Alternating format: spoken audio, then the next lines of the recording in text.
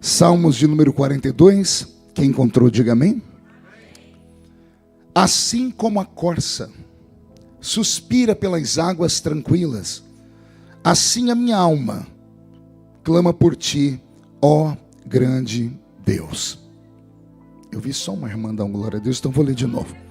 Assim como a corça suspira pelas águas tranquilas, assim a minha alma suspira por ti, ó grande Deus. Me acompanha aqui, meu escudeiro Roberto, já está há 15 anos comigo, Wesley. Peguei para criar, né? O Roberto é uma bênção. O Roberto trabalhava com o pastor Benny Hinn, como disse o pastor Wesley. E aí ele veio para o Brasil trabalhar com o pastor Benny Ruim, que sou eu. A irmã ali atrás falou, amém. Amém não. Não pode ser tão sincera desse jeito, né? Glória a Deus. Roberto, mude a música para mim. Eu me lembro a última vez que eu preguei aqui, e a mensagem que eu preguei foi sobre Davi. E eu me lembro que a mensagem ela fez história no Brasil. Ela conseguiu ser esparramada.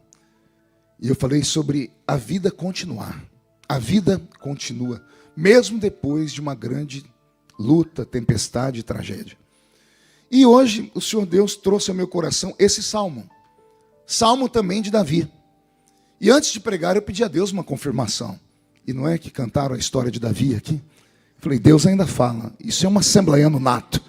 Ele espera Deus confirmar através dos louvores. Tem alguém aqui que acredita que Deus fala? Eu também acredito. Então pergunte para quem está do seu lado, trouxe lenço aí? Não? Então prepare a manga da camisa, a ponta da gravata, do vestido, porque nós vamos receber um batismo de quebrantamento aqui nessa noite. Posso ouvir mais um glória a Deus daquele tamanho? Com a permissão do meu grande amigo, do pastor Wesley, amigo de décadas. Eu me lembro lá de Notting Hill. Primeiro culto, a gente estava lá, naquele lugar de luta e tribulação. Né? E os anos se passaram. E Deus nos fortaleceu até aqui. Um culto como esse não é apenas um culto. Imagine o dia em que a igreja é transformada num quartel-general. E o capitão do exército da igreja resolve trazer um soldado antigo, testado no campo de batalha, que sobreviveu. E aí ele vai dar oportunidade a esse soldado para contar a esses soldados novos como é que faz para sobreviver nesse mundo. É isso que é um culto. Vocês hoje são soldados do exército do pastor Wesley e eu sou o soldado antigo, que sobrevivi no campo de batalha, cheio de cicatrizes, cheio de dores, mas consegui chegar. E eu estou aqui para te dizer que não importa a luta que sobrevenha, dá para vencê-la. É claro que não sozinho. Você sozinho, ou você unido ao exército americano inteiro, você pode perder qualquer batalha. Mas se Jeová pegar na sua mão nessa noite, e vocês juntos se abraçarem, vocês são capazes de saltar qualquer muralha desta vida. E é sobre isso que eu quero falar nesta noite. Eu quero falar sobre sobrevivência. Esse salmo de Davi, pastor Wesley, mudou a minha vida há alguns anos atrás. Alguns anos atrás eu passei pelos piores momentos da minha existência, porque além de sacerdote, o Senhor me levou também para a vida pública. E um dia desses, pastor Alexandre, lendo a Bíblia, eu me comparei ao profeta Samuel. Não na unção, porque Samuel foi único, né? Mas no termo de ofício. Samuel é o único profeta do Velho Testamento, e podemos até incorporar no Novo, que teve um ministério tríplice. Ele foi sacerdote, ele foi profeta e ele foi juiz. E Jesus me deu essa mesma função. Eu sou profeta aqui nesta noite, nessa igreja. Eu sou sacerdote na igreja onde eu prego, onde eu sou pastor. E eu também sou uma espécie de juiz dentro do parlamento brasileiro. Quando eu estou presidindo uma comissão, eu sou um juiz. Fora disso, eu sou um legislador, um criador de leis. Então Deus me deu um ministério muito parecido com o dele. E confesso a vocês, não é fácil. Não é fácil ser escolhido. Pergunte por quê. Porque quem é escolhido não tem escolha. Já vai marcando aí no coração. Quem é escolhido não tem escolha. Porque as suas escolhas passam a ficar em segundo plano. Porque você foi escolhido por alguém, por uma entidade invisível, etérea, eterna, fantástica, que não erra nas escolhas. Se ele te escolheu, é porque ele vai te dar força e você vai cumprir a missão. É claro que ele não vai te obrigar. Deus não vai agarrar você pelo pescoço e falar, você tem que ser e tem que fazer. Não. Mas aquele que tem entendimento, aquele que tem sensibilidade, sabe que se Deus colocou a mão dele sobre você, não fuja. Não vale a pena. Porque se você fugir de Nínive, Jonas, tem um mar ou um peixe te aguardando. E daqui a pouco, olha você tendo que voltar para Nínive. Então, antes de sofrer, só diga assim, eis-me aqui, me dá força para caminhar. E ele vai te encher de força. Porque Deus não dá uma luta maior do que aquela que a gente pode passar. Posso ouvir uma glória a Deus por isso? A vida é feita de fases. A vida tem o tempo do sonho e tem o tempo da realização do sonho. Teve um poeta alemão chamado Arthur Schopenhauer. Ele tentou definir a vida, e a definição dele de vida é muito dolorida, porque ele diz que a vida é uma série incessante de momentos em que você tem a ânsia de ter e divide isso com o tédio de possuir. Conseguiu entender isso ou não? Para entender filósofos não é fácil. Olha o que ele diz. O que é a vida? A vida é um ciclo, uma luta intensa entre a ânsia de ter alguma coisa e o tédio de possuí-la depois. Já percebeu que a gente nunca está satisfeito com nada? Você tem uma ânsia, o seu sonho era chegar na Inglaterra. E você veio de tudo quanto é forma, você queria vir. Lembra da ansiedade? Vai dar certo, você chegou aqui. Aí você conquistou isso. E agora você tem o tédio de estar aqui. Você quer um carro, luta para tê-lo. Daqui a pouco você entedia do carro. Esse Arthur Schopenhauer era um gênio. E ele definiu muito bem a vida. A vida é assim. A vida tem um momento em que você sonha e um momento em que você concretiza o sonho. A vida é como uma pirâmide. Já viu uma pirâmide? Ela é feita de degraus. Você está aqui embaixo e o sonho de todos é atingir o topo. O que poucos sabem é que estar no topo não é fácil. Pergunte por quê? Enquanto você está aqui embaixo, você tem sonhos. Você olha para cima. Enquanto você olha para cima, você sonha em alcançar. Quando você chega no topo, não tem mais para onde olhar. Aí você tem que ficar olhando para baixo, com medo de cair lá de cima. Se você cair no primeiro degrau, você se levanta. Se cair do segundo em diante, você pode até se levantar, mas você vai derrubando outras pessoas que estão aqui embaixo. Quando você chega no topo e despenca lá de cima, a volta é impossível. Então, quando você atinge os sonhos e chega até eles, o preço disso é muito caro. Não sei se você tem costume de acompanhar artistas. O artista, antes de ser conhecido, o sonho dele é a fama. Depois, ele corre a vida toda atrás da fama. Aí, quando ele atinge a fama, ele corre dela. Ele se esconde dela. Antes de ser conhecido, ele fica feliz quando alguém reconhece, dá autógrafo, tira foto, dá um beijo. Depois que ele chega no topo, ele tem raiva das pessoas porque ele passa a ser sufocado. Por que eu estou dizendo tudo isso?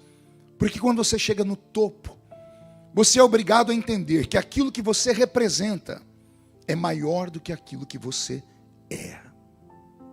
Consegue entender isso ou não?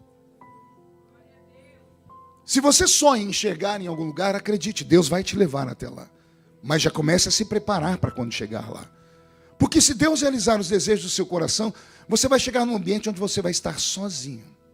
Onde todas as pessoas vão estar olhando para você. E aí o que você se torna é maior do que aquilo que você é. Por exemplo, você está olhando para o pastor Marco Feliciano. Você está olhando para o deputado federal Marco Feliciano. E as pessoas esquecem que por trás do pastor e do deputado tem um homem comum. Um homem que tem anseios, que tem dores, que passa por enfermidades. Um homem que tem crises. Só que todas as pessoas, quando olham para mim, não veem um homem. Ou espero a atitude do deputado que vai para a briga, ou espero o pastor que está pronto para levantar qualquer um que caia a qualquer momento. Quantos de vocês eu já ajudei mesmo sem estar dentro da sua casa? Quantos ouviram uma mensagem? Quantos choraram e acreditaram e se levantaram? Muitos vieram nesse dia. Eu sei que essa igreja não tem cultos meio de semana. O pastor marcou essa festa só para me receber, tão bondoso que ele é. E você se esforçou, fez das tripas coração para estar aqui. Por quê? Porque você se lembra do pastor. Você se lembra daquele homem de sucesso. Só que as pessoas pouco perguntam, pastor, quanto custa estar aí? Porque o que eu me tornei se tornou maior do que aquilo que eu sou. O deputado e o pastor se tornaram maiores do que o homem. Ninguém quer ver o homem. Ouvir a história do homem é triste, porque o homem tem pesadelos, o homem tem quedas, o homem tem fraquezas. Todo mundo quer ver o forte, o estabelecido. Então, quando você luta pela vida e vai conquistando tudo, quando você chega no topo, eu posso dizer que eu atingi o topo, pelo menos daquilo que a gente sonha como pastor, como uma pessoa pública. Eu me tornei uma pessoa pública. Em todos os lugares. Cheguei aqui na Inglaterra, nós estávamos lá, passou uma pessoa gritando meu nome. E não foi no aeroporto, foi na... Como é que é o nome daquele negócio? Onde tem um trem. As pessoas me conhecem. Isso é bom, pastor? Sim. É legal? É. Mas eu tenho medo. Porque eu sei que hoje, o que eu me tornei é maior do que aquilo que eu sou. E em nome daquilo que eu me tornei, eu tenho que deixar o meu eu de lado. Eu não penso mais em mim. Eu estou na rua, eu penso no que as pessoas vão falar. Eu estou em casa, eu penso no que a minha família pensa. Eu estou no parlamento. Então você passa a ficar sufocado. E isso tem um custo emocional. Você vai acumulando cargo, você vai acumulando peso, você vai acumulando responsabilidades. E o ser humano é como um recipiente de água. Você vai colocando água e ele vai entrando água e vai ficando cheio, cheio, cheio. E se você não cuidar, uma hora pode transbordar. E como ser humano, eu vou contar para vocês uma história que poucas pessoas gostam de ouvir. Eu quero falar de derrotas. Quero falar que eu, Marco Feliciano, o pastor, o deputado conhecido, conselheiro de presidentes, tive um momento da minha vida que eu não desejo para o meu pior inimigo. Eu tive um momento em dezembro de alguns anos atrás, em que eu me tranquei dentro de um quarto e fiquei mais de 15 dias sem sair de dentro dele.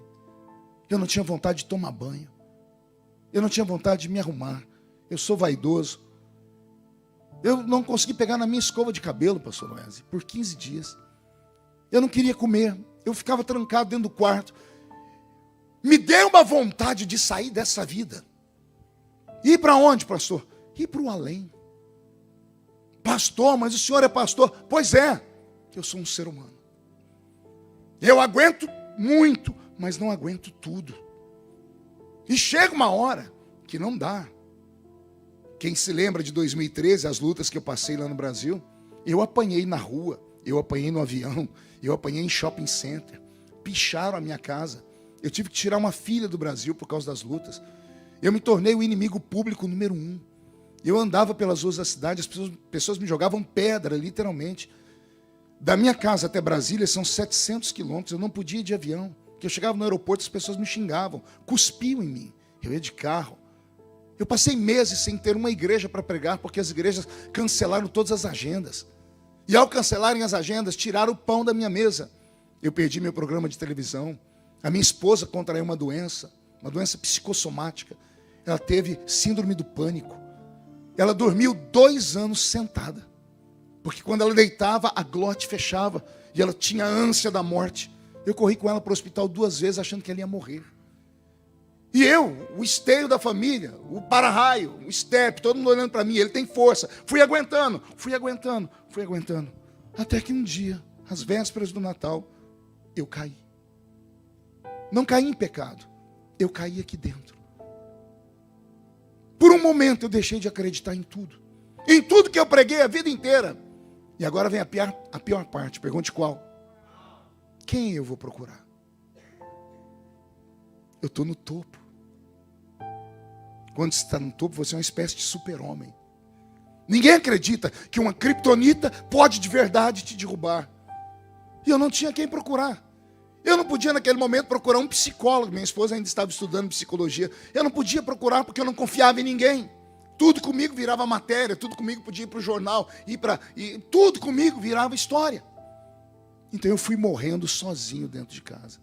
E eu conheci a maldita depressão profunda. E eu descobri que a depressão, ela não é um demônio, mas é uma ferramenta que o demônio usa. O que é a depressão? Excesso de passado, somado a uma ansiedade de um futuro que você não enxerga. Então, quando você pega, a vida é um carro, imagine um carro. Você tem dois lugares para onde a pessoa, o motorista sempre olha, para frente, para o para-brisa ou para o retrovisor. O que é a depressão profunda? É quando você olha para frente e não enxerga a estrada. Aí você fica olhando para o retrovisor. O passado é como o retrovisor, tem que ser menor do que a essência do futuro, do que o para-brisa. Só que quando você só olha para o retrovisor, ele se torna gigante, maior do que o para-brisa. E aí, você vai acumulando dores. Você olha para trás e diz assim, não valeu a pena. Você olha para frente e não enxerga o futuro. Aí você diz, também não vale a pena viver. E aí você se tranca e se entrega a uma angústia interior. A depressão é uma doença da alma. Aí você vai no psicólogo, ele não pode receitar remédio, só o psiquiatra. Quando o nível é muito grande, o psicólogo encaminha para o psiquiatra. Aí o psiquiatra vai te dar Rivotril, Lexotan, ansiolíticos e outros mais. E tudo isso ajuda, é química. Só ajuda enquanto seu corpo está cheio da química. Porque quando passa o efeito do Rivotril, quando passa o efeito do Lexotan, você cai de novo dentro de um buraco. Ou seja, não existe cura pela medicina. Existe um alívio momentâneo. E só nós que somos crentes encontramos a saída. Porque tem um versículo da Bíblia que você fala para a medicina, dá um nó na cabeça dele. Há uma divisão de uma parte do nosso corpo que a medicina não encontra. A divisão da alma e do espírito. O que é alma? Palco das emoções. O que é espírito? Inteligência, psique. O médico não consegue achar a divisão. Onde está a razão e onde está a emoção. E quando você está com um trauma, quando você está numa depressão profunda, a sua razão, ela dá lugar à emoção. A emoção se mistura com ela e você não consegue separar mais o que é pensamento, o que é sentimento. Aí a Bíblia fala assim, só existe uma cura, porque a palavra de Deus é mais viva e eficaz do que uma espada aguda de 2 fios, porque ela vai na divisão da alma e na divisão do espírito. Se você conhece alguém que está com depressão profunda, aqui está a saída. Primeiro, apresente a pessoa a um profissional de ajuda mental. É preciso ter um profissional para acompanhar a pessoa. Hoje eu falava com o pastor Wesley sobre isso. Ah, pastor, mas eu vou lá no psicólogo, ele só fala, quer dizer, só eu falo. Não, não é isso. Psicólogo não é alguém com quem você vai só desabafar. Por isso que para ter sucesso, sessão de terapia tem que ser no mínimo 10 sessões. Porque você vai falar, e o psicólogo vai sempre notar que alguma palavrinha você é reticente nela. E ele vai marcando. Quando ele percebe que durante 10 sessões você falou mais disso, disso e disso, ele sabe exatamente onde tentar destravar a sua alma. Porque quando você repete muito uma coisa, ali está a sua dor. É por isso que é preciso ter um psicólogo. E depois do psicólogo, peça para a família não te abandonar. A família precisa te sustentar nesse momento, porque sem a família você não tem opção de vida. Se você não vive para o seu filho, se você não vive para o seu esposo, para a sua esposa, se você não olha para viver pela sua mãe, pelo seu pai, não há razão de existir nesse mundo. E depois da família, aí vem a igreja. A igreja tem uma peça fundamental. Igreja é família. Por isso nós temos briga uma atrás da outra, porque família briga. Só que mesmo família brigando, a gente não abandona. Família está cheio de idiota, mas é o nosso idiota. Filho briga com o pai e com a mãe, pai briga com o filho, filho briga com o pai, é aquela loucura. Mas pai não aceita ninguém falar do filho. Ninguém de fora pode tocar no filho. Quem é pai e mãe aqui? Você aceita alguém falar do seu filho? Você sabe que seu filho tem problema, mas você não aceita ninguém, porque seu filho é um idiota, mas é o seu idiota. A igreja é assim, aqui não tem gente perfeita, se tivesse não estava na igreja. Igreja é igual curva de rio, tudo que não presta vai parando aqui dentro. É sério, Jesus explicou, quem precisa de médico é quem está doente. É o doente que precisa de médico, isso aqui é um hospital. Aí tem aqueles filhinhos criados com vó, né? Filhinho criado com vó tem medo de tudo, não toca em nada. Esses não ficam na igreja. Mas quem vem para cá sabe que você corre o risco de sentar perto de um leproso, sentar perto de um cancerídeo, sentar perto de alguém que tem uma doença, e algumas doenças são contagiosas. Mas é aqui que é o lugar da cura. Você entra por aquela porta sujo e corre o risco de sair por aquela porta lavado. Você entra caído e corre o risco de sair por aquela porta de pé. Você entra aqui dentro como um lixo. E olha que no meio do culto ele pode te transformar num luxo. Você entra aqui dentro, a sua família não acredita em você. Você sai por aquela porta, o mundo está disposto a te abraçar, porque existe um milagre dentro dessas quatro paredes. Você pode não acreditar, mas o céu começa a se misturar com a terra quando alguém começa a profetizar, quer seja cantando, quer seja pregando, e os anjos vão dizendo no seu ouvido: acredita. E o Espírito Santo vai dizendo dentro de você: adora. E quando você mistura a adoração com a crença, nada te para. Pode se levantar contra você 11.000 demônios, 1.000 cairá do seu lado, 10.000 cairá à sua direita, e você não será atingido. Eu posso ouvir um glória a Deus por essa palavra? Quando eu caí em depressão profunda, eu não tinha quem procurar, e eu falei para minha esposa: não conte para ninguém, porque para mim era uma vergonha. Nem a minha igreja sabia. Na mente da igreja eles achavam que eu estava viajando. Até que você sabe que a gente não aguenta. Minha esposa não aguentou e contou para uma amiga. E essa amiga morava lá em Israel, mora até hoje. E ela comentou com o marido dela. E o marido dela, um grande amigo, ligou para minha esposa e disse: fale para ele que eu quero dar um presente. Ela entrou no quarto com o telefone e disse: não quero falar com ninguém. Fala: não quero. Ela botou no viva voz, ele dizendo: eu quero que você venha para Israel, vou te dar de presente uma passagem para você e para sua família. Aí todo mundo entrou no quarto e disse: vamos, pai, vamos, é de graça. De graça, tem injeção na testa, né? E aí, pela família, eu fiz o sacrifício e fui lá para Israel. Ele me hospedou num hotel chique, lá tudo é muito bonito. Só que eu não tinha vida. Meus olhos não brilhavam mais. A comida não tinha sabor. As cores não tinham beleza. O perfume não tinha cheiro. Isso é o resultado de quem está com depressão. Tudo perde o sentido. Elas insistiam para eu sair do quarto. Diz: não vou sair, podem vocês. Para mim tá bom, aqui dentro tá bom. Eu já estou em Jerusalém, tá muito bom. Aqui é a Terra Santa, quem sabe acontece um milagre. No segundo dia que eu estou lá, bateram a porta do quarto, 2 da tarde. A família tinha saído. Eu não queria abrir, mas a pessoa insistiu de um tanto. Eu tinha colocado aquele papel lá fora: não incomode. Eu falei: essa camareira é chata. Insistiu tanto que eu fui abrir a porta. Quando eu abri a porta, não era camareira, era um rabino messiânico, um rabino que falava português. E ele era muito fofinho. Ele tinha uma barba, mas desse tamanho assim, branca, e ele ficava fazendo assim. Eu tive vontade de agarrar a barba dele umas 3 vezes. Ele era gordinho, um óculos assim, fundinho de garrafa. Ele usando aquela roupa toda preta, com aquele negocinho amarrado aqui do lado. Ele parecia o Papai Noel. É sério. Eu abri a porta e disse: pois não? Disse: o senhor é Marco Feliciano? Disse: sim. Ele disse: eu fui contratado para vir aqui dar para o senhor uma brahá. Eu disse: brá o quê? Ele disse: uma brahá. Eu disse: o que é brahá? Uma oração. Eu falei: sério, sério, quem mandou? Ele pegou o nome, e quando ele era o meu amigo. Esse meu amigo é judeu. E ele falou: ele me contratou. Eu falei: contratou como? Ele me pagou $100 para eu vir aqui te abençoar. E eu preciso entrar, senão tenho que devolver o dinheiro para ele. Eu falei: tem certeza? Não dá para o senhor abençoar? Não, eu tenho que entrar. Aí foi uma loucura. Pergunte por quê. Quando eu abri a porta, eu não tinha olhado do lado esquerdo nem do lado direito, Wesley. Eu só vi o homem. Quando ele foi entrar, ele pegou a mão que estava aqui atrás da parede e a outra do lado de cá. E ele entrou com uma lata de óleo de 5 litros. De óleo de azeite. 5 litros.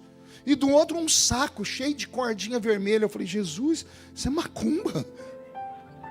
O que ele vai fazer com esse óleo? Eu falei: o que é isso? Ele: vou ungir. Eu falei: 5 litros? Ele tem que deixar tudo aqui. Eu falei: meu Deus, vai acabar com a minha vida. A gente unge com uma gotinha de óleo na testa. Ele levou 5 litros de óleo. Ele falou: você me dá licença? Eu falei: fica à vontade. Ele ungiu tudo que você possa imaginar, peça por peça de roupa, minha Bíblia. Ele abriu minha bolsa, tudo que era objeto meu, da família, ele foi ungindo tudo. Ele ungiu a parede, ele gastou quase os 5 litros de óleo. Ele ungiu minha mão, minha perna, passou o óleo na testa, na nuca. Eu falei: meu Deus do céu, eu estou recebendo um passe aqui. Eu sou pastor, meu Deus. Depois, não basta o que eu estou passando. Aí ele pegou aquelas cordinhas vermelhas, amarrou uma aqui, outra aqui, amarrou no meu dedo. Eu falei: o que é isso? São alianças que eu estou fazendo e oração em judaico, na língua judaica. Quando ele terminou, ele disse: e aí, como é que você se sente? Eu falei: tô do mesmo jeito. Ele abaixou a cabeça, coçou. Bom, eu vou ter que fazer outras coisas. Eu falei: ai meu Deus, o que esse homem vai fazer? E eu querendo que ele ia embora. Ele fez mais umas coisas que eu não vou falar para vocês, senão vocês vão ficar escandalizados, vão até deixar de ser crente desse jeito. Ele fez umas coisas do judaísmo para mim. E terminou, ele disse, e agora, como você está se sentindo? Eu disse, do mesmo jeito. Ele coçou a cabeça, olhou, então eu vou ter que apelar. Eu disse, vai apelar como? O senhor precisa sair daqui do quarto comigo. Falei, ir para onde? O senhor tem que entrar no meu carro, vou te levar para uma viagem, eu te devolvo. Mas o senhor tem que ir comigo. Eu digo, não vou sair daqui. Ele disse, eu tenho 2 filhos para criar e eu preciso dos $100 que me deram. Eu vou ter que devolver os $100 e eu preciso pagar a comida dos meus filhos hoje. Por pena dele, eu saí com ele. Entrei dentro do carro, um carro velho. E ele deu uma volta por Jerusalém. E ele me levou no alto de uma montanha, numa vista privilegiada que eu nunca tinha visto. Já tinha de Israel muitas vezes. E nós sentamos no meio de um lugar meio deserto, numa altura que dava para ver Jerusalém inteira. E eu vi a cidade velha de Davi, eu vi o Muro das Lamentações, eu vi o Domo da Rocha, eu vi o Monte das Oliveiras. E aí ele sentou do meu lado e eu sentei de cá. Eu falei, e agora? Ele disse, agora fica aí meditando, que eu vou ficar meditando daqui. Eu falei, meu Deus, só aparece louco na minha vida. E ele começou a fazer assim na barba. Ele olhava para mim, ria, disse, tá tudo bem? Eu disse, não tem o que fazer, tá? Nós ficamos 40 minutos sentados, sem ele falar nada. Daqui a pouco ele abriu a boca, Wesley, e falou assim, o senhor está com calor? Eu disse, o sol está estalando mamona, está me queimando todo. Ele disse, na hora do calor, o que o senhor tem vontade de fazer? Eu disse, beber água. Ele disse, o senhor pode me citar um texto da Bíblia sobre isso? O senhor é pastor? Eu disse, posso. E ele falou, qual? E eu citei o Salmo 42. Assim como a corça suspira pelas águas tranquilas, assim a minha alma suspira por ti, ó grande Deus. Aí ele olhou para mim, sorriu, mexeu na barba e disse, o que Davi está falando? Eu disse, ele está dizendo que está com sede. Está no deserto. A corça procurou água. Ele disse, eu estou igual uma corça procurando água para beber. E ele olhou para mim sorrindo e disse, se eu lhe provar que Davi não está com sede de água, mas que ele precisa de água para outra coisa, o que o senhor faz? Eu disse, eu vou achar interessante. Ele falou, então deixa eu lhe contar a história. E aí ele contou uma história que mudou a minha vida. Ele me falou de Davi. Só que ele falou de um Davi que eu não conhecia na Bíblia. Ele falou do Davi da história dos hebreus. De um Davi que sofria dentro de casa. De um Davi que tinha problema com a família. De um Davi desprezado pelo pai. Porque no dia em que Samuel foi ungir um dos filhos de Jessé como rei de Israel, o único que não estava em casa era Davi. E era o mais novo. E ele não estava em casa por quê? Porque ele era todo diferente. Diferente na altura, diferente no cabelo, diferente na cor dos olhos. Era um rapaz de gentil aspecto. Havia uma série de coisas que faziam Davi se sentir um peixe fora d'água dentro de casa. E ele me disse, o sonho de Davi era ser aceito pelo pai. Problema de paternidade. Ele disse, para Davi ser aceito pelo pai, ele colocou uma coisa no coração dele. Preciso surpreender o meu pai. E de que forma que o menino judeu surpreendia um pai? Caçando. Levando para o pai uma iguaria. Uma caça exótica. Mas como é que ele pode surpreender o pai que é fazendeiro? Jessé, o belemita, era fazendeiro. E ele tinha todos os animais. Ele tinha vaca, tinha boi, tinha cabrito, tinha ovelha. Ele tinha todos os animais. Como é que você surpreende o seu pai se ele tem todas as carnes?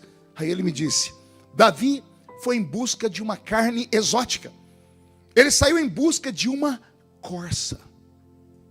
Ou um cervo. Que é um quadrúpede. É um animal forte, a carne é tenra, é boa, só que é muito difícil de ser pega. Porque a corça tem uma agilidade, uma força nas suas pernas, que ninguém consegue correr atrás dela. Porque ela é muito violenta. Mas Davi quer surpreender o pai. E ele disse, Davi foi para o alto das montanhas procurar uma corça. E como Davi era um exímio caçador, caminhando pelo meio da montanha, ele viu pegadas, rastros. E ele conhecia o ambiente pelo chão. E ele via onde a corça tinha pisado, onde o cervo tinha escorado. E ele foi seguindo, até que ao longe ele avista a corça. E quando ele avista a corça, ao invés de avançar para cima dela, ele deita no meio do chão e procura ir se aproximando dela sem que ela perceba que ele ali está. Ele precisa esperar o vento passar, para que o vento não leve o cheiro dele. Ele precisa não fazer barulho, ele tem que se aproximar o mais rápido possível e se aproximar a uma distância que a flecha dele atinja a corça. Porque se a corça perceber, ela dará um pinote e correrá numa distância que ele não vai alcançá-la.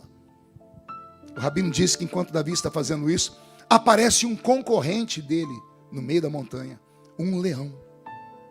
Não era um leão selvagem da selva, era um leão da montanha. O leão da montanha tem uma resistência incrível. Ele tem força, ele é mais forte do que a corça, ele é mais forte do que o cervo. Só que o cervo, a corça, é mais rápida do que o leão. Ele é mais ágil do que o leão. Só que o leão tem mais resistência do que a corça. E Davi sabe que não dá para brigar com o leão. Mas ele sabe também que se o leão conseguir pegar aquela corça, ele não vai conseguir levar ela para casa, porque a corça pesa mais de 200 quilos.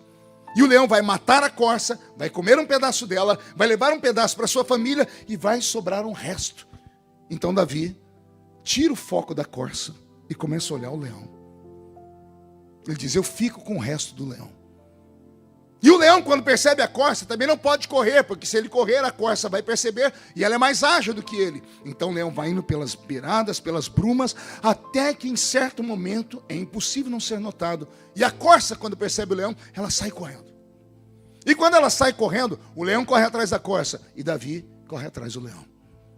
E Davi sabe que chega um momento que ele não vai mais ver nem leão nem corça, mas as pegadas no chão vão levar ele até ela. E o leão também sabe que não dá para concorrer com a corça na velocidade. Porém, ele tem mais resistência do que a corça. E a corça, por ser um animal que conhece o predador, sabe que ela está perdida. Pergunte por quê? Porque o leão tem um dom. Ele tem um olfato. Que quando ele sente o cheiro da corça, a corça pode ir para onde ela for. Ela pode sumir de vista. O leão vai procurar ela como se tivesse ficado um rastro invisível. E por que ela transpira? Medo. A corça libera o cheiro do medo.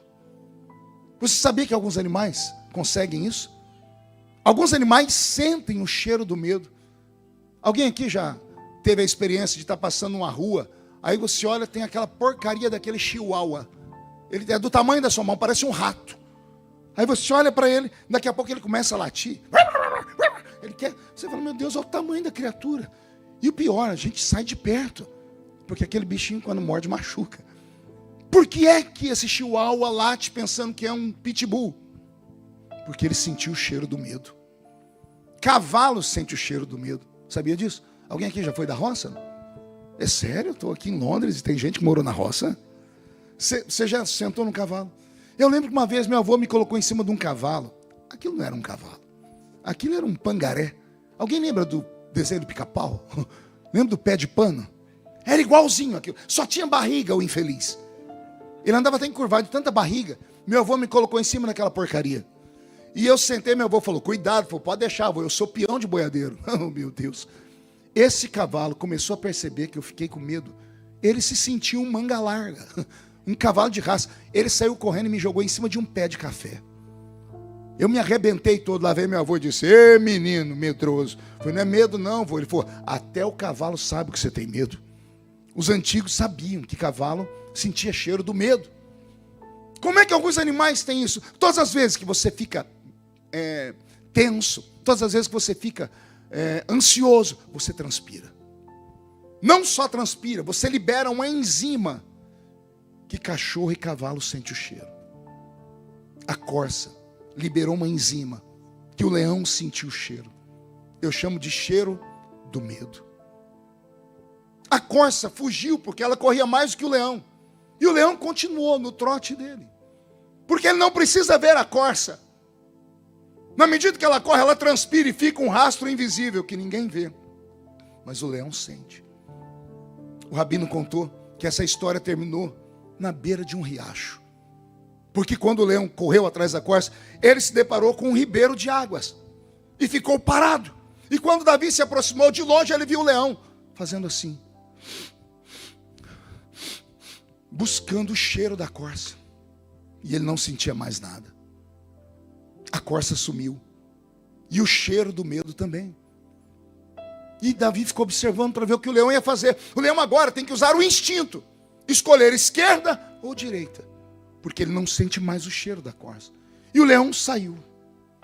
O rabino diz que a tradição deles fala que Davi se aproximou do ribeiro, porque ele estava cansado de correr atrás do leão, e quando ele começou a beber água, ele viu uma moita à direita de capim, e ele viu a moita se balançar. Quando ele observou, quem é que levanta de trás da moita? A corça. Ela se levanta, mas ela está brilhando, porque ela estava toda molhada. Ela se levanta e se sacode, joga água para todos os lados. Davi, ao invés de matar a corça, eternizou ela num salmo. Ele entendeu o que a corça fez. A corça não fugiu do leão. A corça procurou um lugar para se esconder. E ela não se escondeu atrás da moita só. Porque se ela tivesse corrido e ficado atrás da moita, o cheiro do medo levaria o leão até a moita. A corça saiu buscando águas. Não é porque ela queria beber água. Quando ela viu o ribeiro, ela entrou dentro do ribeiro. Ela mergulhou nas águas. Ela se afundou nas águas. Quando a água passou por cima dela, a corrente levou embora. A correnteza das águas levou embora o suor. Aleluia. A correnteza, Wesley, levou embora as enzimas. A correnteza levou embora o medo. O cheiro do medo. E aí Davi entendeu que tem vezes na vida que não dá para correr. Só tem um jeito de enfrentar o inimigo. É mergulhar nas águas. Aleluia. Eu sinto Jesus aqui. Quando eu vejo Davi, na minha imaginação, observando aquela corça que mergulhou nas águas, e ao invés de matá-la, ele eterniza ela. Ele está dizendo assim: Deus, a minha vida é igual a dessa corça. Todos os dias tem um inimigo. Todos os dias tem alguém tentando roubar a minha bênção. Todos os dias tem alguém me julgando. Não bastasse as crises que eu passo. E tem dias que o inimigo é pesado, não dá para encarar ele. E aí não tem para onde ir. Porque se eu contar com a minha força, eu vou tombar. Só tem um jeito. É procurar águas tranquilas e mergulhar nas águas. A corça não estava com sede de águas. Ela queria que o medo dela desaparecesse. Quando o Rabino me contou essa história, eu tive uma crise de choro. E ele chegou perto de mim, ele não falou mais nada, ele só me deu um abraço. Ele passou meia hora abraçado comigo e eu chorei, mas chorei copiosamente. E eu comecei a balbuciar palavras falando: Senhor, prepare um ribeiro para mim. Eu preciso mergulhar, não dou conta mais de correr. Não dou conta mais de me esconder onde eu estou me escondendo, porque todo lugar que eu vou o diabo me encontra. Todo lugar que eu vou a luta vem atrás de mim. Senhor, me prepara um ribeiro de águas. E o Senhor disse para mim: filho, eu vou preparar, mas você vai ter que mergulhar. Como assim, Senhor? Você vai ter que se esconder em mim. E eu falei: mas o que vão dizer as pessoas? Ele disse: ignore as pessoas. Porque se alguém te chamar de covarde, essas pessoas não te visitam. Essas pessoas não podem te ajudar. Só eu posso te ajudar. Agora você tem que parar de pensar nos outros e pense na sua vida. É hora de você se salvar. É hora de você cuidar das suas feridas. É hora de você entender que tem hora na vida que não dá para ajudar todo mundo. Aí eu me lembrei dos meus velhos pais dizendo: eu prefiro ser um herói morto do que um covarde vivo. E o Espírito Santo falando para mim: isso aí é frase de efeito de filme de faroeste. É melhor ser um covarde vivo do que um herói morto. Porque você não é sozinho. A sua queda implica na queda da sua família inteira. Uma desgraça na sua vida implica na desgraça de todos aqueles que acreditam em você. Então não dá para ser herói toda hora. Tem horas que Deus tem que pintar a gente com uma tinta invisível e nos tornar invisível aos olhos do diabo. Eu estava no hotel orando e o Senhor falou comigo: é isso que eu quero fazer nessa noite. Eu vou transformar a de Londres num ribeiro de águas vivas. E todos que entraram cansados ali dentro, que não aguentam mais fugir dos leões, vão mergulhar na minha presença.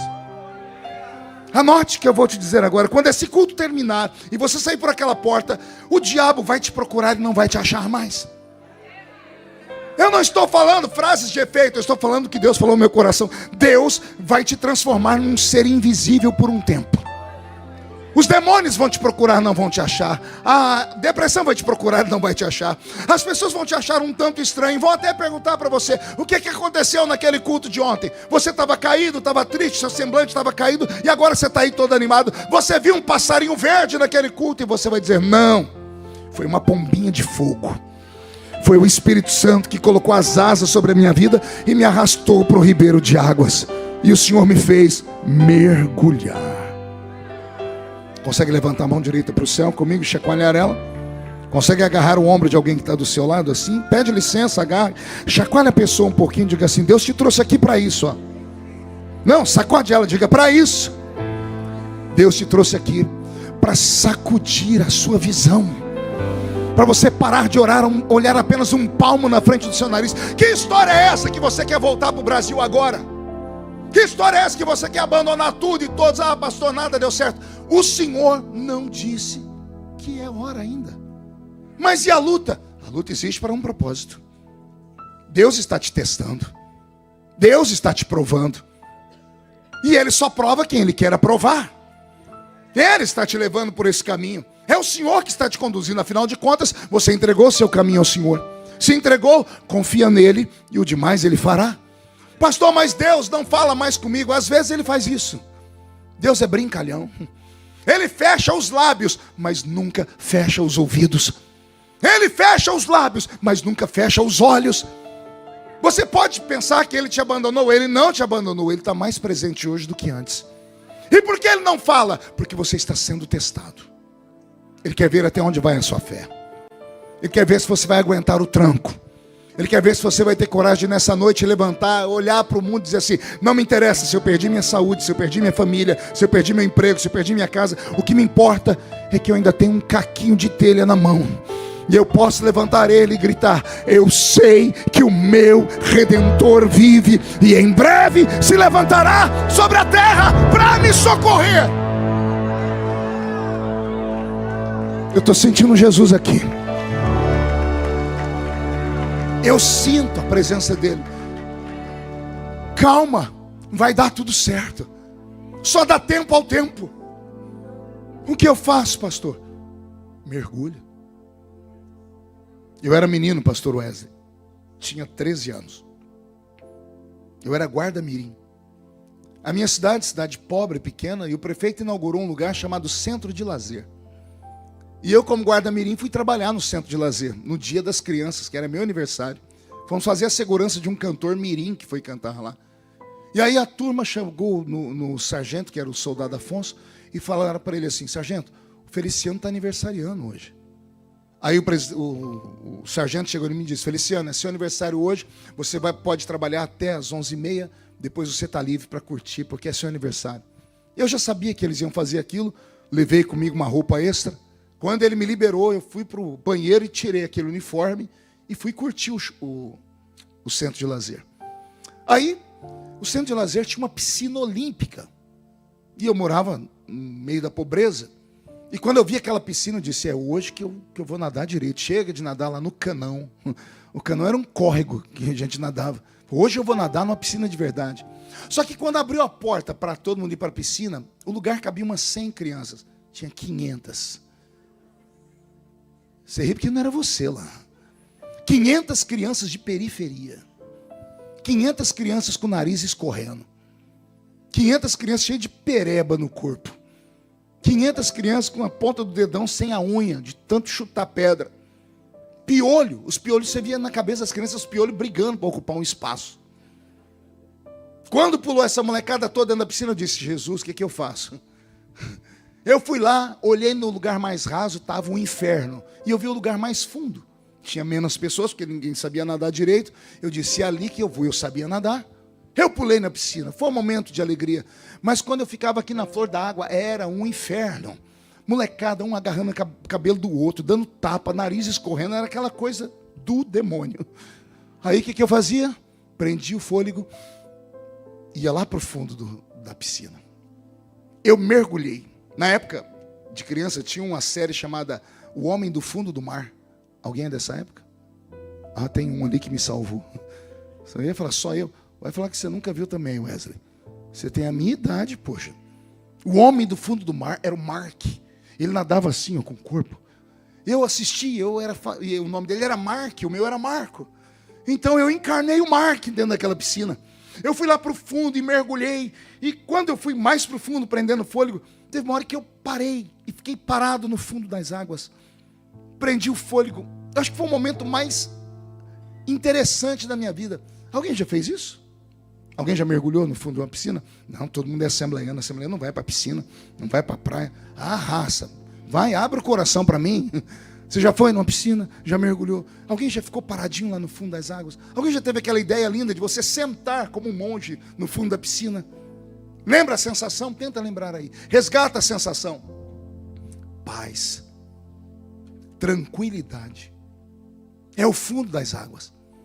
Você não escuta barulho. Você não vê nada. Ah, se eu pudesse ficar respirando debaixo da água. Momento de alegria. Mas daqui a pouco o pulmão começava a arder. Ia faltando fôlego, aí a gente começava numa violência, nadando, até chegar aqui na flor d'água. Quando chegava na flor d'água e respirava, o inferno aqui na água. Molecada batendo no outro, dando soco, aquela coisa do demônio. E o desespero era tão grande que eu falei, peguei o fôlego, vou para o fundo da água de novo. Eu fiz isso umas 3 vezes. Na terceira vez, olha o que é cabeça de moleque. Eu fui lá para o fundo, quando eu fui descendo, eu lembrei de um filme que eu tinha acabado de assistir, chamado Platoon. Quem lembra do Platoon? Ninguém. Tudo crente. Só não tinha televisão na sua casa. Platoon é o filme mais épico de Hollywood, que retrata a guerra do Vietnã. Os americanos lutando contra os vietnamitas. Foi a guerra que os Estados Unidos perdeu. Platoon fala de alguns soldados que se tornaram heróis. E um deles fugiu pela selva e ele pulou dentro de uma lagoa. E ao pular dentro da lagoa, chegaram os Vietcongs, mais de 10 soldados. E os 10 soldados ficaram na beira da lagoa, fumando. E esse soldado americano conseguiu ficar lá dentro da água, com a metralhadora dele. Ele prendeu o fôlego por mais de 5 minutos. Uma pessoa ficar sem respirar por 5 minutos era um soldado muito treinado. Nesses 5 minutos ele ficou olhando debaixo da água. Os homens fumando, conversando, até que ele percebeu que eles estavam sem prestar atenção. O que o soldado fez na sequência foi a primeira cena em slow motion da história de Hollywood. O soldado levantou de dentro da água com a metralhadora. Quando ele levantou assim, câmera lenta, ele acionou a metralhadora e começou. Ele matou todos os inimigos sozinho, porque ele conseguiu respirar dentro da água. Eu dentro da água lembrei da cena. Cabeça de criança tem que ser estudada pela NASA. Eu lá debaixo da água, quando começou a arder o pulmão, eu encarnei o soldado. Eu peguei a minha mão, fiz assim, metralhadora.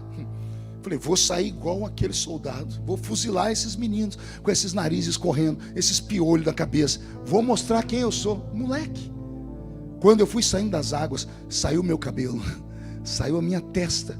Quando eu fui fazendo igual a cena do filme, saiu os meus olhos, saiu o meu nariz. Quando saiu a minha boca, na minha frente flutuou um cocô.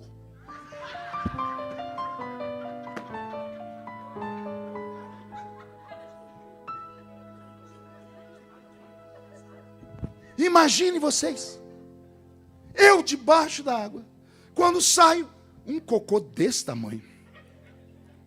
Tinha uns caroços de feijão nele. Ele estava dissolvendo. Eu quero que você sinta a angústia que eu senti. Quando eu vi aquele inferno, eu só tive outra opção. Pergunte qual? Mergulhei de novo. Eu fiz isso de propósito. Queria ver vocês rirem. Mas essa é a sentença que Deus me deu para vocês. Mergulha. Quando aqui em cima está tudo fedendo, quando aqui em cima só tem coisa podre, não dá para enfrentar. Mergulha, se esconde. Não queira encarar o que você está encarando sozinho, porque tem luta que não dá para vencer assim. Você acredita que tem gente que está aqui dentro, mas não consegue se ligar ao culto ainda? Pergunte por quê. estão atormentados pelo telefone. É chantagem? É extorsão? O que é que estão fazendo com você? Porque você veio aqui em busca de um milagre, não está aguentando mais. Você está aqui dentro, olha para o celular e a pessoa diz, não, vou acabar com a sua família. Vou acabar com o seu ministério. Vou acabar com tudo que você tem. Jesus me trouxe aqui para te dizer, se acalma. Não, pastor, mas eu abri a brecha, eu fui o culpado, eu fui a culpada. Parabéns, descobriu que é um ser humano. Você achava que era um anjo. Você achava que era uma pessoa perfeita, que nunca ia errar, que nunca ia cair, que nunca ia passar pelo vento que você está passando. Com toda a sua fraqueza, podendo estar em qualquer lugar, você veio aqui. Já que veio aqui, mergulha. O que eu faço, pastor? Troca o número do seu telefone, compra outro chip, desliga o seu Instagram, dá um tempo dessa porcaria desse Facebook. Para de olhar o que as pessoas falam de você. Quem fala de você não paga as suas contas, não te visita quando você precisa. Para de dar atenção para as pessoas. As pessoas são más por natureza. Vivemos num mundo onde todo mundo quer tomar o lugar de todo mundo. Querem acabar com a sua família, querem acabar com você. Assim diz o Senhor, ninguém põe um ponto final na história que eu ainda estou escrevendo. Não, vou falar de novo, meu corpo arrepiou até a nuca. Alguém está recebendo esta palavra. O Senhor te trouxe hoje aqui para te dizer, eu cuido de você. Cuide-se de si mesmo também. Pare de ouvir os outros. Entrega a tua vida na minha mão, deixa eu cuidar dela. Mergulha na minha presença, se esconde por um momento. Se encha de adoração, se encha de louvor. Esquece por um momento os seus problemas. Pare de pensar que você é o centro do universo. Ele é o centro do nosso culto. Ele sabe o que você precisa, mas parece que você não sabe o que Deus precisa. Ele sabe que você está sofrendo, ele sabe que você está angustiado, mas ele te trouxe aqui para ver se você sabe o que ele precisa. E o que é que Deus precisa, pastor? Ele precisa ouvir a sua voz. Ele precisa ver a sua mão erguida para o céu. Ele precisa ver você em pé, batendo um pezinho no chão. Ele precisa ver você rodar. Ele precisa ver você adorar numa coreografia pentecostal. Você não pode ficar aqui dentro e se entregar a uma depressão profunda. A depressão profunda tem dois amigos que não se separam dela nunca: desespero e solidão. O desespero não é um sentimento, é um demônio. Assim como a solidão também. Ele se materializa na vida de alguém que está em desespero profundo, em tristeza profunda, em angústia profunda, em mágoa profunda. Se alojam na sua cabeça. Lembra o que eu disse? Não é demônio, mas é uma ferramenta do demônio. E aí, quando você está caído por dentro, dois demônios da magia negra se aproximam de você. No Brasil eles têm apelido: Maria Mulambo e Exu Caveira. Maria Mulambo, espírito de sujeira. Toda pessoa depressiva perde a vontade de se cuidar. A senhora tem 20 anos, está com cara de 60. O senhor tem 20 anos, está com cara de 200. Não se cuida mais, não cuida mais da sua roupa, não passa mais uma maquiagem, perdeu a vontade de viver. Sabe qual é o próximo passo? Você se trancar num quarto e morrer lá dentro. Com todo respeito, você está na Inglaterra, é lindo esse país, todo mundo quer vir para cá, mas é o país que carrega nas costas o maior número de suicídio do mundo. O maior nível de suicídio de adolescentes do mundo está aqui nesse país. Por quê? A ânsia de ter e o tédio de possuir. E detalhe, eles não têm a quem procurar na hora da angústia, porque não acreditam mais em Deus.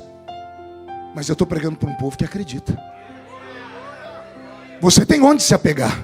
Por isso você veio aqui. E você pode não acreditar. O culto começou em Londres, mas nós não estamos mais em Londres. Já estamos nas regiões celestiais. E os anjos estão trabalhando, estão descendo até você com bandejas. O Senhor está colocando na sua frente o que você precisa. Agora você não está colocando diante dele o que ele precisa. Ele precisa ouvir a sua voz. Reage.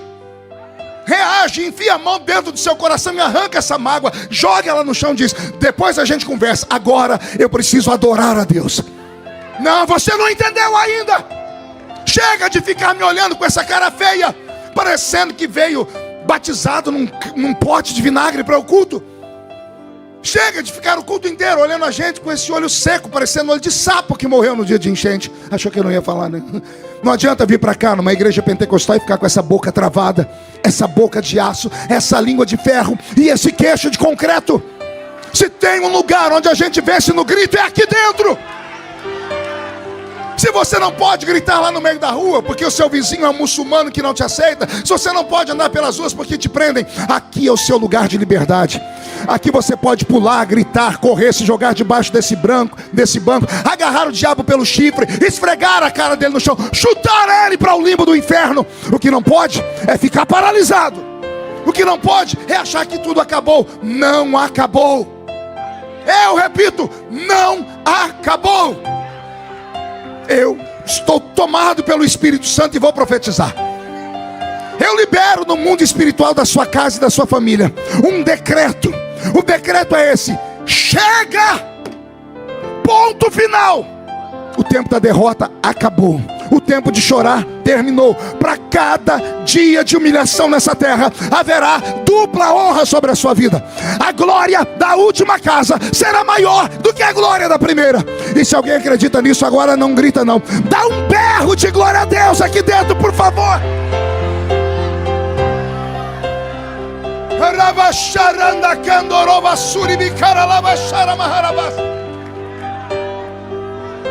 Não se entrega. Demônios fizeram aposta. Eles acreditam que antes desse ano terminar, acaba o seu casamento. Antes desse ano terminar, acaba a sua família. Antes desse ano terminar, acaba o seu sonho. Antes desse ano terminar, eles acreditam que vai acabar a sua vida. Pois nós vamos lutar contra isso. Todos os decretos que o diabo escreveu a seu respeito, listas inteiras, nessa noite o Senhor faz isso. Todos os projetos, derrota da família, derrota financeira, tudo, hoje o Senhor pega, joga no chão e pisa em cima. O diabo vai ter que trabalhar tudo de novo. Ele não vai entender nada quando acabar esse culto, porque eu já orei para 5 quilômetros aqui, demônio não pode nos ouvir. Quando eles tentarem se aproximar de você, quando o culto terminar, vão tomar um choque. Quando tentarem ficar as unhas na sua cabeça para te atormentar, o capacete da salvação vai quebrar as unhas deles. Nenhuma arma forjada contra você vai prosperar. Zé Pilintra, Zé Pilantra, Exu Caveira, Tranca Rua, Preto Velho acabam de cair por terra. Você vai sair daqui voando nas asas do Espírito, porque o Senhor manda te dizer: eu ainda estou escrevendo a sua história. E se alguém acredita nisso, reage mais uma vez, por favor.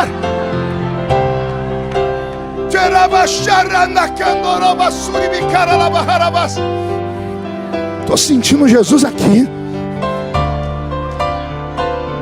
Acredite, eu não estou contando uma historinha. Se o diabo fez isso comigo, eu imagino que ele está fazendo com você. Se o diabo fez isso na minha vida, eu imagino que ele está fazendo com você. Não fique em silêncio. Procura ajuda. Por favor, não guarda para você. Eu contei para o pastor Wesley agora há pouco que eu enterrei o meu copastor, um menino de 33 anos, lindo, halterofilista. A mulher dele, linda, uma modelo, uma menina lá de Santa Catarina. Eu ungi ele a pastor. Era meu filho na fé. Ele pregou uma mensagem no domingo à noite, que o céu, pastor William, desceu. Eu estava em viagem, uma irmã me ligou: pastor, seu filho foi usado demais hoje. Meu filho na fé, eu fiquei todo orgulhoso. Falei: vou assistir depois pelo YouTube. E Deus usou ele muito no domingo. 2 dias depois, eu estou em Brasília, meu telefone toca, a mesma irmã, para dizer: pastor, o seu filho que pregou domingo subiu no alto de uma ponte de 100 metros e se jogou lá de cima. 100 metros de altura. Se matou. Eu não desejo para nenhum pastor essa experiência. Você chegar no velório, olhar no caixão, está lá o seu filho na fé. O pastor, 2 dias antes, o céu desceu quando ele pregou. E aí está todo mundo esperando uma resposta. Todo mundo quer saber, porque o pastor se matou. Eu olhava para ele, olha que loucura. Eu brigava com ele aqui dentro. E eu falava: se você não tivesse morrido, eu te matava.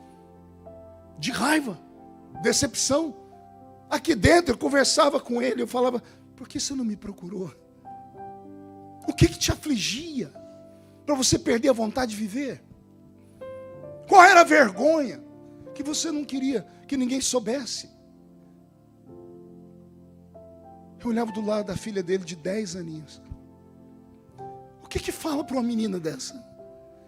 Como é que ela fica firme na presença de Deus depois de saber que o pai pastor tirou a sua vida? Não dá para brincar com isso, gente. E parece que eu estou contando história de louco, né? Até 10, 15 anos atrás não tinha histórias de pastores se suicidando. De 15 anos para cá, os crentes começaram a se matar. Eles preferem sair da vida do que encarar a vida. Nossas crianças, no Brasil, não sei aqui, estão se cortando, se mutilando.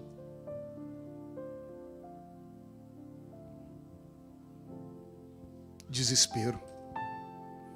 Às vezes a gente luta, pastor Alexandre, para ter um culto de fogo, de glória.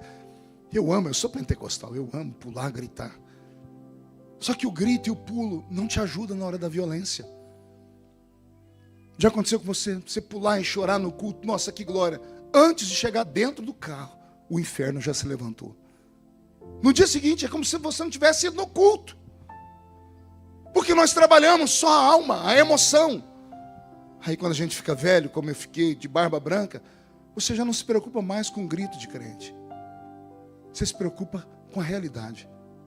E a realidade é dura.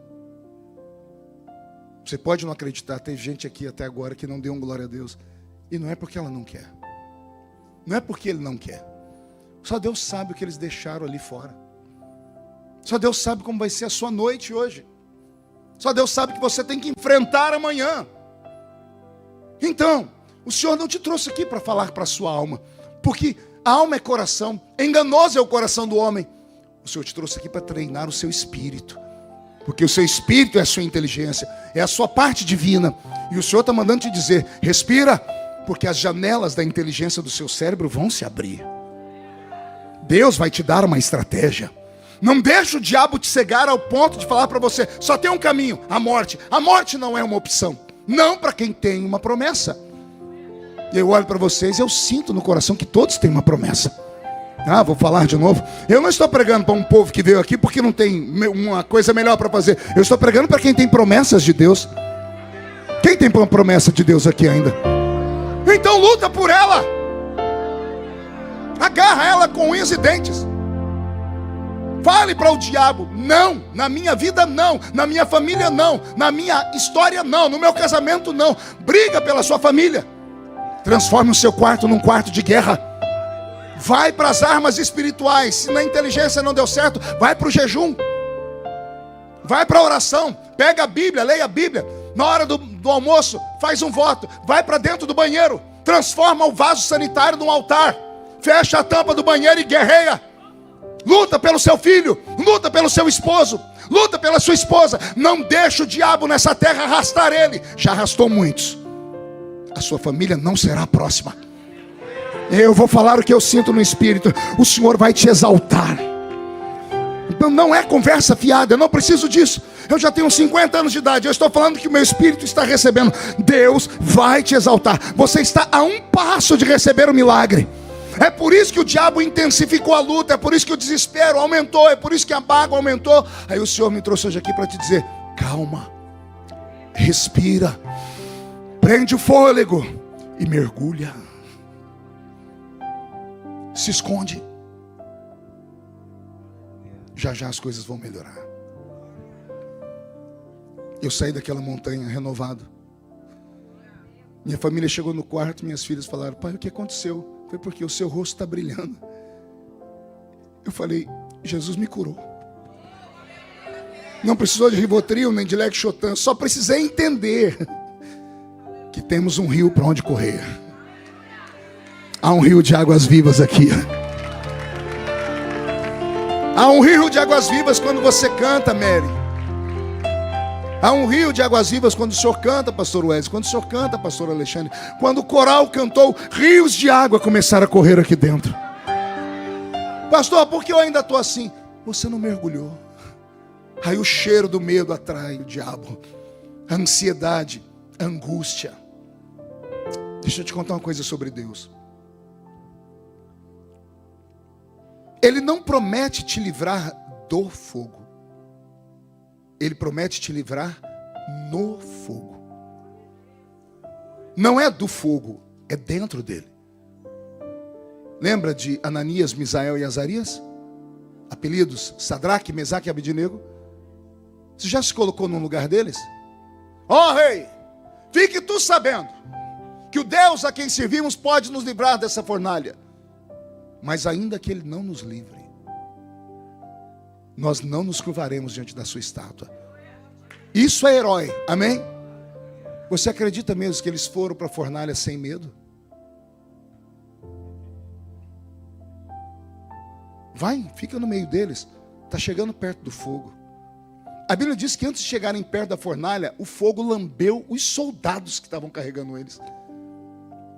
Deus te livra no fogo, mas Ele não te livra do medo. Ele não te livra da angústia, da ansiedade. Você tem que saber lidar com isso. Você tem que lançar sobre Ele a sua ansiedade, lançai sobre Ele a vossa ansiedade. É muito difícil, mas é possível.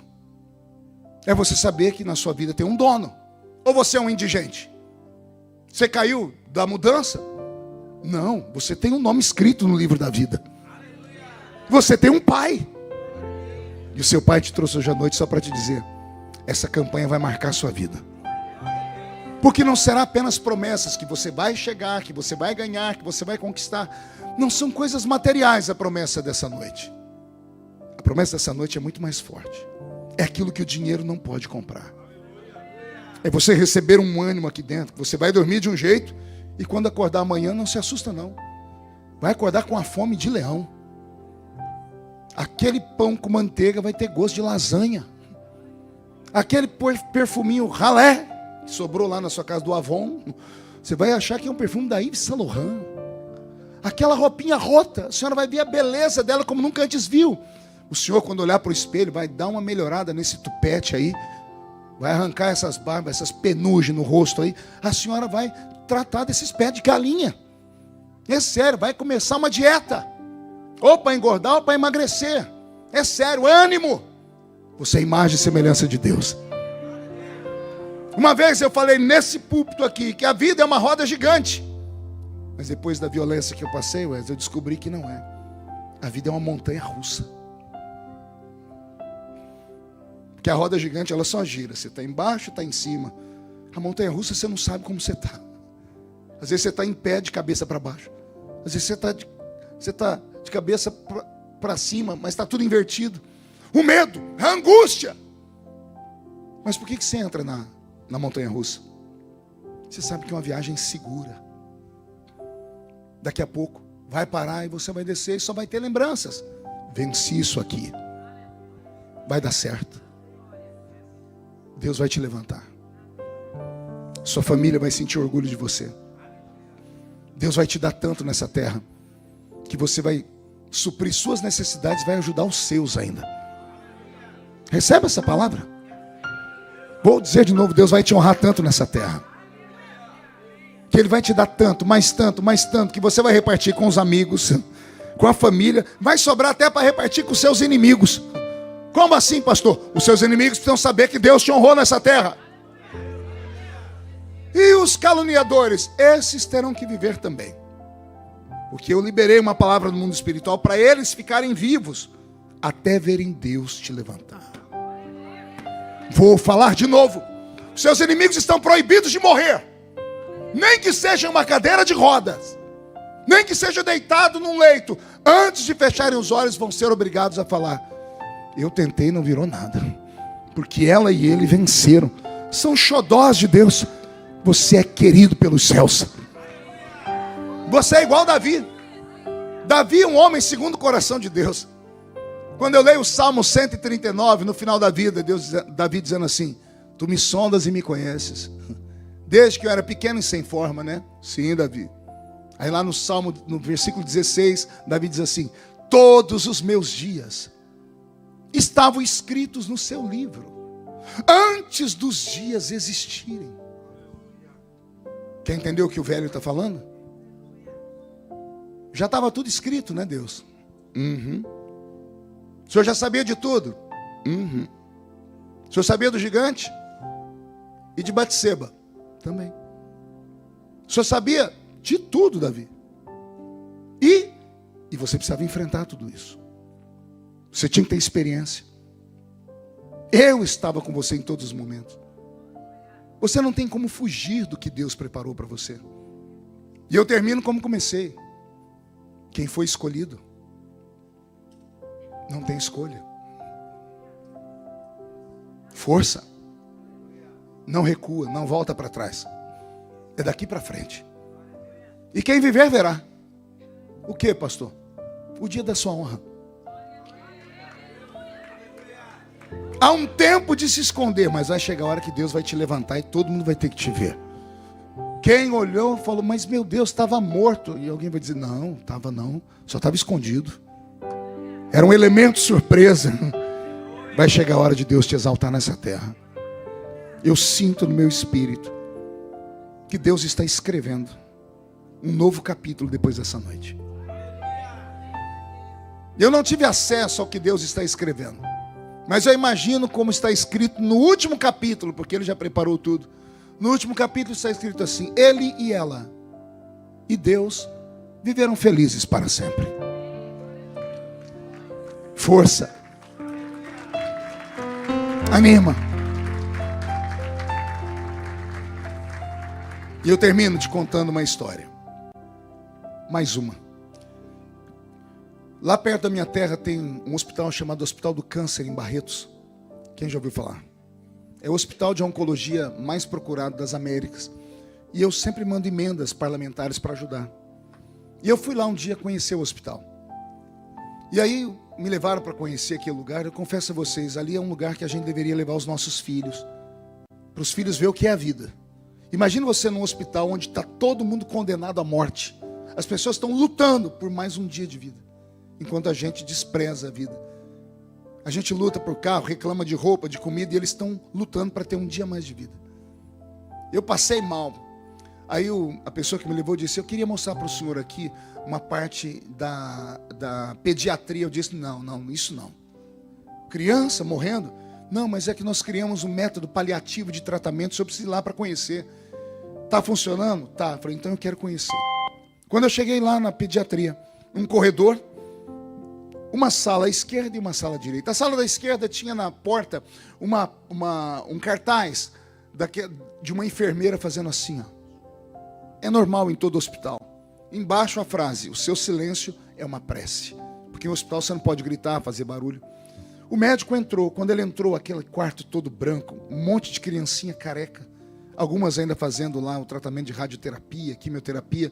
Outras deitadas nos berços, tomando soro. A única cor que tinha lá dentro era branco e prata. E eu senti o cheiro da morte naquele lugar.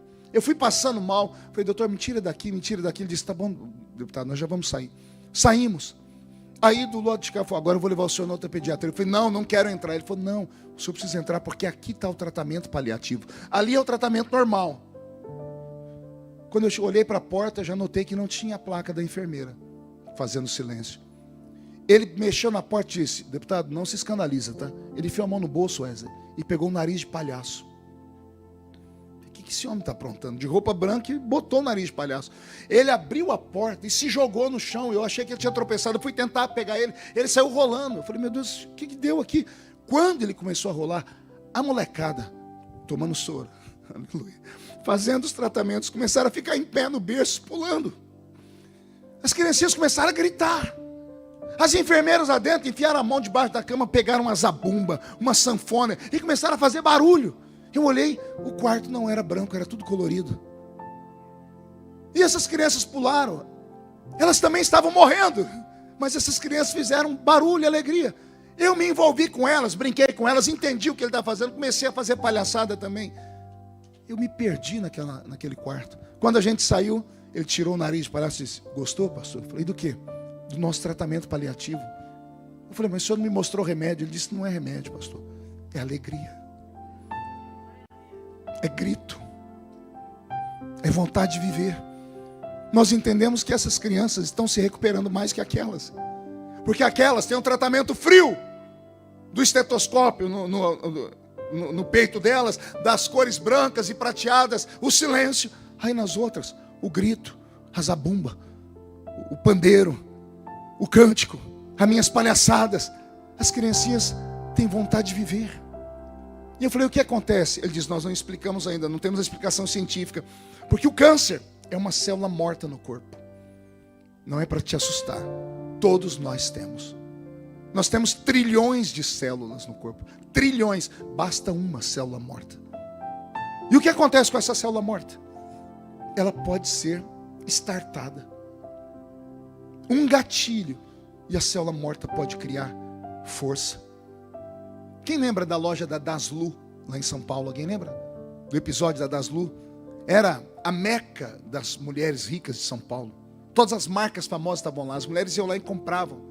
A dona da Daslu, quando foi desmascarada, que era tudo fake que tinha lá dentro, ela foi presa. 1 ano e meio depois, ela deu um depoimento na Folha Ilustrada da Folha de São Paulo. Eu estava lendo.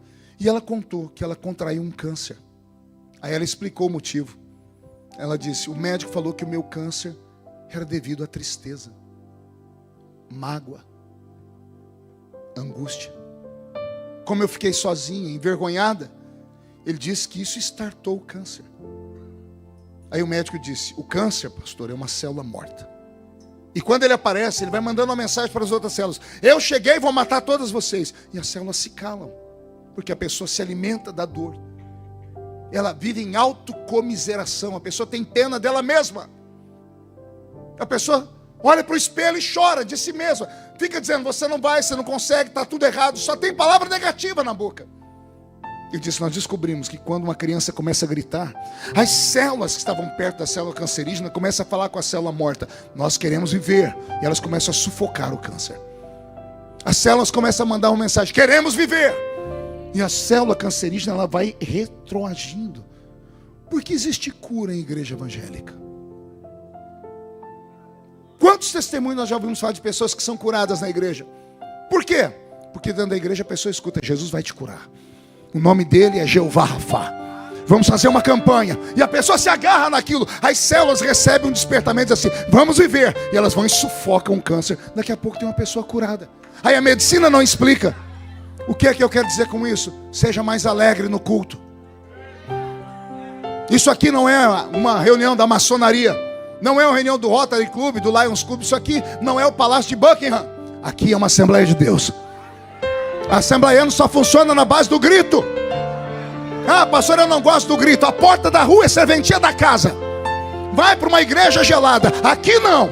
Aqui nós acreditamos. Aqui a gente grita, a gente pula, a gente agarra o diabo pelo chifre. Aqui nós vamos vencer. Vai haver um milagre na sua vida depois dessa noite. Alguém acredita nisso? Então reage pelo amor de Deus. Reage pelo amor de Deus. Isso, é disso que eu estou falando. Seu corpo não se arrepiou agora? Tem barulho de espadas aqui em cima, anjos e demônios. Eu já sei de quem é a vitória. A vitória é sua, a vitória é da sua família. Então reage, anima-te, anima-te.